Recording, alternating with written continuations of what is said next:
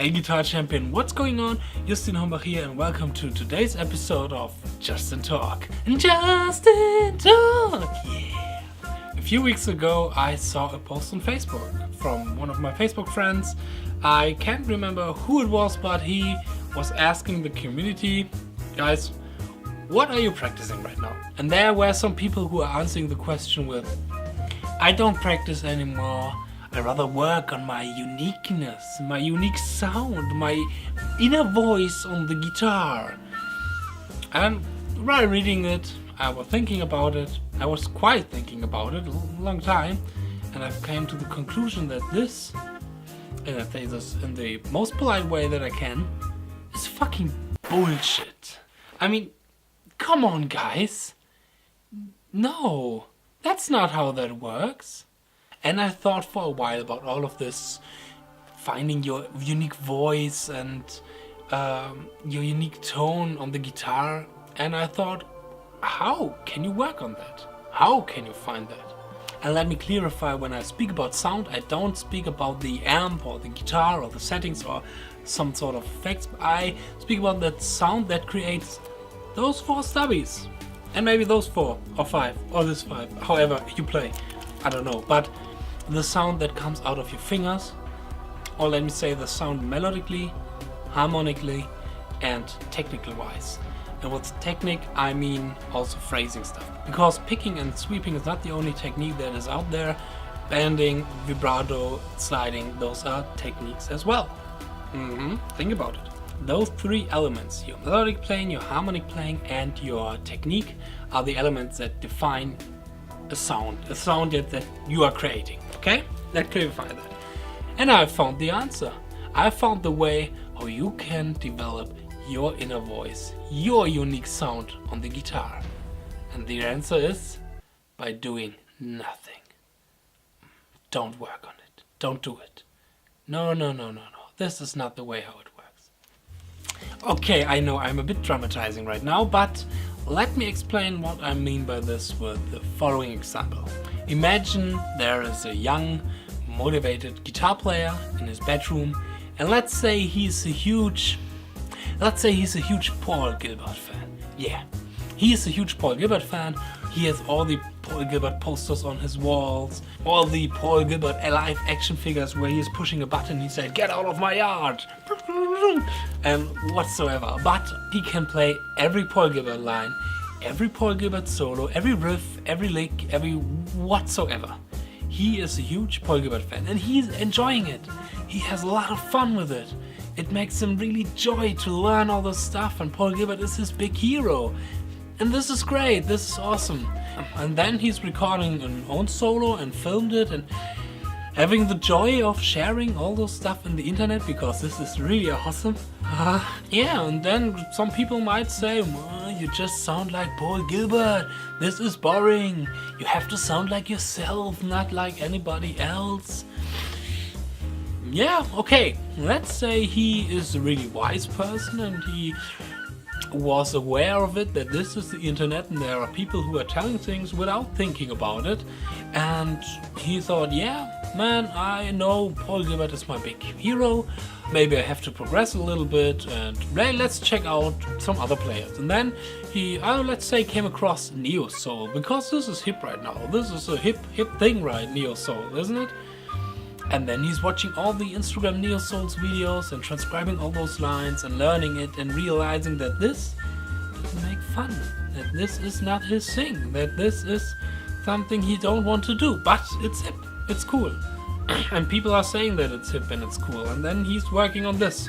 After a while, maybe he lost the joy of playing guitar, maybe he did another Paul Gilbert video or another solo for himself, and people are bashing him about him that he's sounding like Paul Gilbert.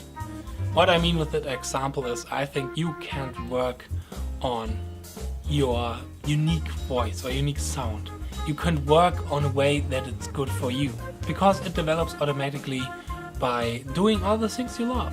All the things you love to hear, all the things you love to get inspired by, all the things you practice and all the things you love to play. Those are the stuff that is important for your own sound. I've heard a podcast a few weeks ago with a German inventor and he was saying, and I hope I'm doing him justice right now, he was saying that if you're coming from a business school, you figure out what the people want, what they need, and what's not on the market yet. This is something I have to invent. If you're going this way, most of the time you will fail. But if you are inventing something because of a problem you have, for his example, he was in the IT branch, in the IT kind of business, and he had a problem with some documents, so he invented an app for all those kinds of documents and got really famous with that app and got a prize from Miss Merkel and all that kind of stuff. So he was saying basically, if you have a problem and then you invent something which helps you by that problem and will help other people by this problem, this is an invention that will work. And I think it's the same in music. Mostly it's the same in music. First of all, work on the problems that you have, that you want to fix. And coming back to the people who sound like somebody else, I don't think anymore that this is a bad thing, to be honest. I think this is good. And this is something that makes some people happy and that we listener need as well. I mean, it's totally fine and totally cool if you want to try out some other genres. Of course, it's great, it's awesome, it's a really great experience. I was in that phase too. When I was around 20 years old, I tried out a lot of things. I tried out gypsy jazz, I tried out country, funk, slapping, whatever, jazz. And this was a great phase for me because I have found which genre I really like, which genre I really connect with, and which genre I don't like and I don't connect with yet. And I found out where I'm good at and where I'm not so good at yet, or at this time. For example, country. I've learned some country licks, it was great, but I'm not the greatest country player and this is fine.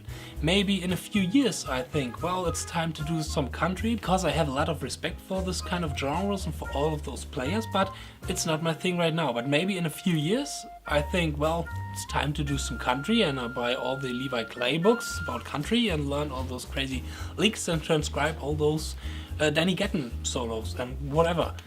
Maybe in a few years, but not right now. And this is totally fine, it's okay, it's cool. But it's also really cool to say that somebody's doing just one genre. It's totally fine to say, okay, I only do technical death reggae, whatever this maybe is. And it doesn't matter if you're doing fancy shit or if you're doing art. I mean, come on, art. Art isn't that important, I think. Art is overrated.